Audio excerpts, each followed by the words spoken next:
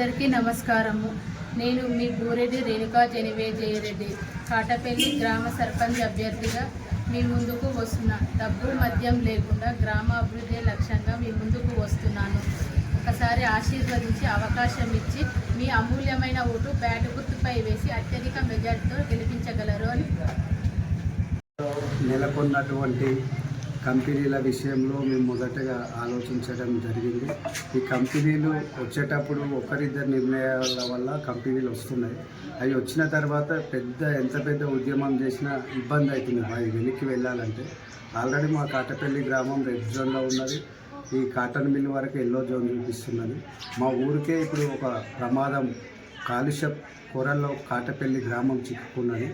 అదొక ఉద్దేశం. మా యువత కూడా ఈ కొత్త రాజకీయం రావాలి, పెద్ద మనుషులు ఇద్దరు చూసిన వాళ్ళే, మాకు కూడా ఒకసారి అవకాశం ఇవ్వాలని మా యువత నన్ను వెన్నంటి తట్టి ప్రోత్సహించి ముందుకు నడిపిస్తుంది. అదేవిధంగా ప్రతి గడపకి వెళ్ళిన ప్రతి ఇంట్లో కూడా వాళ్ళ మనసులో మార్పు రావాలి. వాళ్ళిద్దరికీ 4 సార్లు 2 సార్లు అవకాశం ఇచ్చిన పెద్ద మనుషులు వాళ్ళు చేసిర్రు. మీలాంటి చదువుకున్న పిల్లలకు కూడా అవకాశం ఇవ్వాలని అందరూ మాతోటి రాకపోయినా వాళ్ళ మనసుల్లో మేమున్నాం. రేపు 17వ తారీఖు జరగబోయే ఎన్నికల్లో కూడా వాళ్ళ మనసులో ఏదైతే ఉన్నదో అది ఓటు రూపంలో చూపించి బ్యాలెట్ బాక్సులు అన్నీ బ్యాటు గుర్తు పైన ఓటు వేసి మమ్మల్ని అత్యధిక మెజార్టీతో ఆశీర్వదించాలని కోరుకుంటున్నారు. ఆ వేనే క్రియేట్ అయింది. ఎవరు ఆపినా, డబ్బులు ఇచ్చినా, మందు ఇచ్చినా అందరూ తీసుకోనికి సిద్ధంగా ఉన్నారు. మేము కూడా అదే చెప్తున్నాం. ఏ నాయకుడు అయితే నిలబడ్డ లీడర్ ఇంటికి వెళ్ళి ఓటరు మందో పైసలు అడుగుతలేడు. ఈ లీడర్లు గెలవనీకి డబ్బులని 1000-2000 ఇచ్చి మందుతోటి కొంటున్నారు. వాళ్ళు మన ఇంటికి వచ్చి ఇస్తున్నారు కాబట్టి వద్దనడం కూడా మనకి ఇబ్బందిగా ఉంటుంది. కాబట్టి మీరు ఏదేమైనా వాళ్ళు ఎవరు ఏమి ఇచ్చినా అన్నీ తీసుకోండి. కానీ ఇది ఒక్కసారి మీ మనస్సాక్షిగా కాటపల్లిలో ఏం జరుగుతుందో అందరికీ తెలుసు. మాకు వెన్నంటి ఉండి మమ్మల్ని అత్యధిక మెజార్టీతో గెలిపియడానికి ఆల్రెడీ వాళ్ళ మైండ్లో ఒకటి ఫిక్స్ అయినారు. ఏ పార్టీకి అండవలు వేసుకున్నా ఎవరు పిలిచినా పోతున్నారు. ఆ గుంపులు మేము కూడా అదే చెప్తున్నాం. మీరు ఎవరు పిలిచినా పోవాల్సిందే. ఇంతకుముందుకు ఎట్లున్నారో అట్లనే ఉండండి. కానీ మార్పు కోసం మీరు ఆలోచన ఏదైతే ఉందో మాతో రాకపోయినా మీరు ఓటు రూపంలో మీరు వేయాలనుకుంటున్నది ఓటే. నాతోటి మీరు రాకపోయినా ఇబ్బంది లేదు. ఆ ఓటుని బ్యాటు గుర్తు పైన వేయాలని ఆల్రెడీ అందరూ సిద్ధమైనారు. ముఖ్యంగా మా యువతనైతే ఎక్కడెక్కడ వాళ్ళ తల్లిదండ్రులకు చెప్తున్నారు. ఇది ఒక్కసారి అన్నకు చదువుకున్న వాళ్ళు, అక్క చదువుకున్నది, మీకు ఏ విషయం పైన పరిజ్ఞానం ఉన్నది, మిగతా ఇద్దరి గురించి మనకు తెలుసు. వాళ్ళైతే కుర్చీలో కూర్చునేది ఎవరో గ్రామానికి కూడా తెలుసు. మా క్యాండిడేట్ విద్యావంతురాలు, సమస్యల పట్ల అవగాహన ఉన్నది. మా యువత సంపూర్ణ సహకారాన్ని అందిస్తారు. అన్ని రకాలుగా మాకు వాళ్ళు వెన్ను తట్టి ప్రోత్సహిస్తున్నారు. మేమే గెలుస్తున్నాం, గెలిచేది మేమే, గెలవబోయేది మీరే. అందరూ మా కాటపల్లి గ్రామాన్ని చుట్టుపక్కల నల్లగొండ, ఉమ్మడి నల్లగొండనే ఒక ఆదర్శంగా తీసుకోవాలి. ఎందుకంటే ₹1 పెట్టకుండా నేను ఒక 40 సంవత్సరాల పిల్లగాళ్ళం, మా అమ్మ 37-38 సంవత్సరాలు ఉన్నది. ఒక ఇద్దరు పెద్ద నాయకులని ఓడగొడుతున్నాం. ఇది మా ఊరిని స్ఫూర్తిగా తీసుకొని భవిష్యత్తులో చుట్టుపక్కల గ్రామాలు కూడా మాకు స్ఫూర్తిగా మమ్మల్ని తీసుకొని ముందుకెళ్ళాలని మేము కోరుకుంటున్నాం. అయితే అన్న, మీరు డబ్బు మద్యం లేకుండా ప్రచారం చేస్తారు వాస్తవమే. కాకపోతే మేము మీ గ్రామంలో సర్వే ప్రకారం మీరు ఊర్లో ఉండరు, హైదరాబాద్లో ఉంటారు. ఒకవేళ గెలిపిస్తే ఊర్లో ఉండకుండా హైదరాబాద్లో ఉంటారనే ప్రచారం ఉంది. దానిపై మీరు మీ ఓటర్లకు కానీ మీ గ్రామ ప్రజలకు కానీ ఏ విధంగా సమాధానం చెప్తారు? డబ్బు మద్యం లేకుండా గెలవాలి, హైదరాబాద్లో ఉంటున్నాం అన్నటువంటి మాట వాస్తవం. వాళ్ళు చెప్పేది కూడా నిజం. నేను ఉన్నదే ఇప్పుడు హైదరాబాద్లో. నాలాంటి మా తమ్ముళ్ళం అందరూ కూడా ఒక 500 మంది హైదరాబాద్లో ఉంటుంది. ఎందుకంటే ఉద్యోగం రీత్యా, పిల్లల చదువుల రీత్యా, అమ్మ నాన్న ఇంటి దగ్గర ఉన్నారు. మేము వాళ్ళకి భారం కాకూడదు, కష్టపడి మమ్మల్ని చదివిపించారు. మా చదువుకున్న చదువుకు మన తల్లిదండ్రులకు ఒక భరోసాగా ఉండాలని 500 మంది, 500 నుంచి 600 మంది ఓటర్లు హైదరాబాదులో ఉంటున్నారు. నేను కూడా ఉంటున్నా. కానీ ఇప్పుడు నాకు ఇప్పుడున్న ఇంటి దగ్గర కూడా ఊర్లో అందరికీ తెలుసు. ఇంకో సంవత్సరమో 2 సంవత్సరాలు అయితే నేను రావాల్సిన ఊరికే. నాకేమో ఉద్యోగం లేదు, మధ్యలో ఉద్యోగం వదిలేసి ఎట్లా ఇబ్బంది అని నేను చేసేది వ్యాపారం. నేను ఎక్కడున్నా చేసుకోగలుగుతా. తప్పకుండా ప్రజా ఆశీర్వాదం ఇచ్చినా ఊళ్ళోనే ఉంటా. ఇన్ కేస్ జరిగినా ఊళ్ళోనే ఉంటా. ఈ పాత తరం రాజకీయ నాయకులు సొంత నిర్ణయాలు ఇష్టం వచ్చినట్టు ఊరు నాగం చేసిరు ఇన్ని రోజులు. ఇప్పుడు మా యువశక్తి మేలుకొన్నాం. మీరు ఇష్టం వచ్చిన నిర్ణయాలు తీసుకొని ఊరిని ఇబ్బంది పెడతామంటే వదిలిపెట్టే ప్రసక్తే లేదు. మీరు ఇన్ని రోజులు ఊర్లు ఉన్నారు. మొన్న సమస్య వచ్చింది, టైర్ల కంపెనీ సమస్య వచ్చింది, కలిసి రాలే. మీరేమన్నారు, ఆ పార్టీ ఆయన ఇచ్చిండు, మన పార్టీకి సంబంధం లేనన్నారు. మేమేమన్నాం, తప్పు జరిగింది, కంపెనీ వచ్చింది, కంపెనీ మన ఊరి నుండి మూసివేయడానికి మనం అందరం పార్టీ జెండాలకు అతీతంగా మన గ్రామ బాగు కోసం ముందుకు పోదానని అందరిని అడిగినాం. ఒక పార్టీ వాళ్ళు పూర్తిగా సహకరించాలి. మేమేమనుకున్నామంటే ఇది పార్టీలకు సంబంధించిన విషయం కాదు, ఊరు భవిష్యత్తు. మా తమ్ముళ్ళు యువకులు కూడా అందరూ ఒకటే అన్నారు, అన్న ఒక పార్టీ అయినా బీఆర్ఎస్ అయినా పర్మిషన్ ఇస్తే గాలి ఊరందరికి వస్తుంది అన్న, ఆ పార్టీకే పోదు. గాలికేం పార్టీలు మతం కులం అని ఏముండదన్న. అందులో ఆ విషయాలయంలో మనం కూడా ఉన్నాం, మనం అందరం పోవాలి. ఎవరేమనుకున్నా మనకి ఇబ్బంది లేదంటే ఆ టైర్ల కంపెనీ విషయంలో మేము ముందుండి కొట్లాడినాం. మేము ప్రతి ఒక్కరికి ఆ రోజు అనుకున్నారు, ఈ 2 పార్టీలు ఇంకో పార్టీ అనుకున్నారు, మేము బీఆర్ఎస్ తోటి కలిసిపోతున్నామని కాంగ్రెస్ వాళ్ళు అనుకున్నారు. మేము మాకు గ్రామ పంచాయతీ మా ఊరు ఆగంలో ఉందన్న, ఊరు అభివృద్ధి చెందాలన్న పార్టీ జెండాలను పక్కన పెడతాం. ఇప్పుడు ఉన్న సింబల్లే పార్టీలకు సంబంధించిన గుర్తులు కాదు, ఇండిపెండెంట్ సింబల్. గ్రామ అభివృద్ధికి ఎవరు సహకరించినా పోతాం. రేపు ఏ పార్టీతోటే సంబంధం లేదు. కావాల్సింది మా ఊరు కాటపల్లి గ్రామం సస్యశ్యామలంగా పచ్చదనంతో ఇంతకుముందు ఎట్లయితే ఉన్నదో ఆ విధంగా ఉండడానికి నేను ఎవరితోటైనా కలిసిపోనికి నాకు ఇబ్బంది లేదు.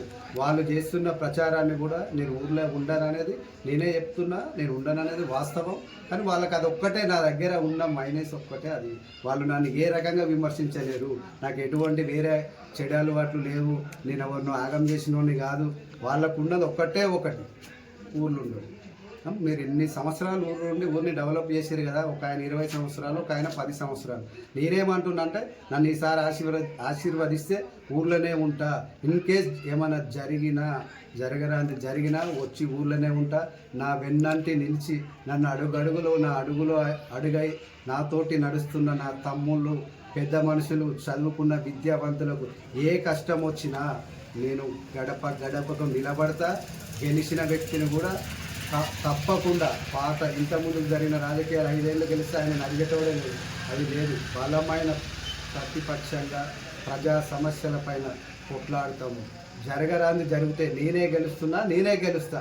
ఇన్ కేస్ ఏదన్నా జరిగినా వచ్చేది ఊళ్ళోనే, ఉండేది ఊళ్ళోనే. ఈ పాత తరం రాజకీయాలని ఈ ఊరు మీద ఇంతకుముందుకు ఏం జరుగుతుందో ఊళ్ళో అందరికీ తెలుసు. అలాంటివి ఇక ముందు భవిష్యత్తులో జరగవు. అయితే మెజార్టీ అన్ని గ్రామాల్లో డబ్బు మధ్యమే పోటీలో ఉన్న అభ్యర్థులని గెలుపోవటంలో నిర్దేశిస్తుంది. మీరు డబ్బే మద్యం లేకుండా గ్రామంలో పోటీ చేస్తున్నారు. మీరు గెలుస్తారని గ్రామ ప్రజలపై నమ్మకం ఏంది? మీరు అసలు ఏది మాతో ఉన్నారు? గ్రామంలో ఉన్నటువంటి యువత ఓటర్లో కూడా చైతన్యం వచ్చింది. ఇప్పుడు సోషల్ మీడియాలో వచ్చిన ఇన్స్టాగ్రామ్ వచ్చింది. డబ్బులు తీసుకుంటే ఈ 5 రోజులు 10 రోజులు మందు పోసి 1000-2000 ఓట్లతోటి మనకు డబ్బులు ఇచ్చి ఓట్లు కొన్నాక 5 సంవత్సరాలు ఏం చేస్తారనేది ప్రజలకు కూడా సంపూర్ణమైన అవగాహన వచ్చింది. గెలవనికి డబ్బే ఒక పెద్ద కారణం అయితే చిరంజీవినే ఓడగొట్టింది. ఉషారా అన్న ఒక మహిళ చిరంజీవిని ఓడగొట్టింది, ఇందిరాగాంధీని ఓడగొట్టింది, రామారావుని చిత్తరంజన్ దాస్ గారు ఓడగొట్టింది. జనాలు తలుచుకుని జనాల మనసులో ఎవడిచ్చినా ఏమిచ్చినా ఏదిచ్చినా తీసుకుంటాం. ఈసారి కొత్త తరానికి అవకాశం ఇవ్వాలి, పాత తరం పోవాలనుకొని ఆల్రెడీ డిసైడ్ ఉన్నారు. మేము కూడా ప్రతి ఇంటికి పోయినప్పుడు ఒకటే చెప్తున్నాం, అమ్మ ఎవరు ఏమి ఇచ్చినా తీసుకోండి. మీరు వాళ్ళ ఇంటికి పోయి అడుగుతలేదు, ఆయన మా ఇంటికి వచ్చి ఇస్తా అంటుంది. తీసుకోండి. మీరు ఏదైతే ఆలోచిస్తున్నారో పెద్ద మనుషులు ఇద్దరు చూసిన వాళ్ళే కొత్త పిల్లగాడు కావాలనుకుంటారు, దాని ప్రకారమే తీర్పు ఉంటుంది. రేపు అందరూ కూడా మా ప్రజలకు కూడా నేను ప్రత్యేకంగా అభినందనలు కూడా తెలియజేస్తున్నా. ఇంత చైతన్యం వచ్చింది. డబ్బులు ఇచ్చినా ఇప్పుడు మీరు అడిగినట్లు డబ్బులు ఇవ్వకపోతే ఓటేస్తారా అంటే, మందు ఇవ్వకపోతే ఓటేస్తారంటే మా ఊళ్ళో ప్రత్యేక పరిస్థితులు ఉన్నాయి. ఆ కంపెనీలో ఇబ్బందులు, చదువుకున్న వాళ్ళు మా తమ్ముళ్ళు ఒక 150-200 మంది ఉన్నారు. ప్రతి ఇంట్లో వాళ్ళ తల్లిదండ్రులు చెప్తున్నారు, అమ్మాయి ఒక్కసారి పైసలు మద్యం ఏది ఇచ్చినా తీసుకోండి, మన ఊరు బాగు కోసం అన్న పోటేయాలని నాకంటే ఎక్కువ కష్టపడుతున్నాం. గెలిచేది మేమే, అందులో సమస్య లేదు. చివరిగా మీ కాటపల్లి ప్రజలకు మీరు ఏం చెప్పదలుచుకున్నారు? కాటపల్లి ప్రజలకు ఏం చెప్తాను అంటే, నా ఉద్దేశం ఏంటంటే రాజకీయాలు అనేది ఒక 10 రోజులు 20 రోజులు ఆగం చేస్తే మన ఊరే ఆగమవుతుంది. ఈ డబ్బులకు, ముఖ్యంగా డబ్బు మందు అనేది ఇవాళ మన ఇంటికి ఒక ఆదివారం, ఈరోజు ఆదివారం, ఇవాళ చుట్టమో వస్తే 2000 ఖర్చు పెడుతున్నాం. ఈ 2000కు మనం ఓటును అమ్ముకొని 5 ఏళ్ళు మనం ప్రశ్నించే వ్యక్తిత్వాన్ని కోల్పోతున్నాం. మనం ఎప్పుడైతే డబ్బులు తీసుకోకుండా ఉంటామో, డబ్బులు పెట్టిన ఆయన దగ్గరికి పోయి నువ్వు 2000 అమౌంట్ తీసుకున్న తర్వాత ఆయన అడగాలంటే మనకు భయం అవుతుంది. ఆయన కూడా ఏమంటాడు, 50 లక్షలు 30 లక్షలు పెట్టిన ఆయన పెట్టిన పైసలు ఎట్లా సంపాదించాలని గెలిచినాక ఆలోచన చేస్తారు. ప్రశ్నించే తత్వాన్ని కూడా కోల్పోతారు. వాళ్ళకు నేను అదే చెప్తున్నా, మందు పైసలు ఇస్తారు, తీసుకోండి.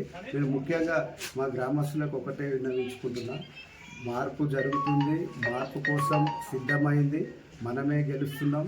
మా ప్రజలకు కూడా మాకు ఒక అవకాశం ఇచ్చి చూడండి, మేము ఏం చేస్తామనేది చదువుకున్న వాళ్ళం, ఆ ఆలోచన ఎట్లుంటాయి అనేది మీరు అవకాశం ఇస్తేనే తెలుస్తుందని మేము చెప్తున్నాం. అదేవిధంగా ముఖ్యంగా మా ఊర్లో డ్రగ్స్ అనేది స్టార్ట్ అయింది. యువతకు కూడా మేము ఒకటే చెప్పగలుగుతాం, తమ్ముళ్ళు జీవితం అనేది చాలా విలువైనది, దానికి బానిస కాకండి.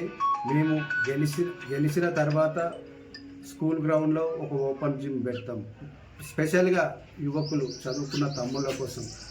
దళితుల మహనీయుడు, భారత రాజ్యాంగ నిర్మాత బాబాసాహెబ్ అంబేద్కర్ విగ్రహాన్ని మా కాటపల్లి గ్రామంలో ఏర్పాటు చేస్తాం. ఆ బాబాసాహెబ్ అంబేద్కర్ రాసిన రాజ్యాంగమే ఇవాళ దేశానికి రక్షణ. అందులో ఏం చెప్పిండో, ఓటు అనేది మన ఆయుధం, దాన్ని డబ్బుకో మందుకో అమ్ముకోవద్దు. 5 సంవత్సరాలు ఎవడు పాలిస్తోడు, ఎవడు ఎలాంటోడు, కులం చూడకు, మతం చూడకు, డబ్బును చూడకు, మందుకు మోసపోయినామంటే 5 ఏళ్ళు వాడిని మనం ఏం చేయలేమనేది ఆ రాజ్యాంగ స్ఫూర్తి. మాకు నిజంగా మనందరం కూడా బాబాసాహెబ్ అంబేద్కర్ ఆశయాలు, ఆయన చూపిన అడుగుజాడల్ని ముందుకెళ్తున్నాం. ప్రత్యేకించి మా దళిత సోదరులను అయినా ప్రత్యేకించి రిక్వెస్ట్ చేస్తున్నా, మారాల్సింది మనమే. లీడరు మారడు, లీడర్ అనేటోడు పైసలు ఇచ్చి గెలవాలని వస్తుండు, మారాల్సింది ఓటరే. వాని పైసలు మనం తీసుకొని ఒక్కసారి డబ్బులు ఇయ్యనోని గెలిపిస్తే మళ్ళోసారి డబ్బులు పెట్టని కూడా వచ్చే లీడర్లు భయపడతారు. నాలాంటి యువత రావాలి, డబ్బులు లేనోడు రాజకీయం చేయాలి, మేధాశక్తి ఉన్న తమ్ముళ్ళు అందరూ రావాలి.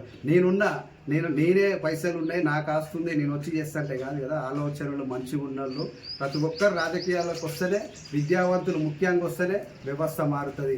20 ఎకరాలు 50 ఎకరాలు 100 ఎకరాలు 1 కోటి 2 కోట్లు ఖర్చు పెట్టినోడు వాళ్ళ పైసలకు మనం మోసపోతే ఆ పైసలు సంపాదించని వాళ్ళు మనల్ని మోసం చేస్తారు.